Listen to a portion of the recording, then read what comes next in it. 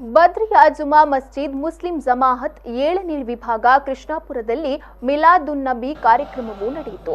ಮಿಲಾದುನ್ನಬಿ ಕಾರ್ಯಕ್ರಮವನ್ನು ಸುರಕ್ಷಿತ ಅಂತರ ಪಾಲಿಸುವ ಉದ್ದೇಶದಿಂದ ಬದ್ರಿಯಾ ಜುಮಾ ಮಸೀದಿ ಮತ್ತು ಅಧೀನದಲ್ಲಿರುವ ಮಸೀದಿಗಳಾದ ಬದ್ರುಲ್ ಹುದಾ ಜುಮಾ ಮಸ್ಜಿದ್, ಈದ್ಗಾ ಜುಮಾ ಮಸೀದ್, ಮಸೀದ್ ತ್ವಯಿಬಾ ಜುಮಾ ಮಸೀದ್, ಇಸ್ಜಿದುಲ್ ಬದ್ರಿಯಾ ಜುಮಾ ಮಸ್ಜಿದ್ ಮತ್ತು ಮಸ್ಜಿದುಲ್ ಹುದಾ ಜುಮಾ ಮಸೀದ್ಗಳಲ್ಲಿ ಮತ್ತು ಆಯಾ ಪ್ರದೇಶದಲ್ಲಿ ಮೌಲೂದ್ ಪಾರಾಯಣ ಮತ್ತು ಮನೆ ಮನೆಗೆ ಅನ್ನ ವಿತರಣೆ ಕಾರ್ಯಕ್ರಮವು ಏರ್ಪಡಿಸಲಾಯಿತು.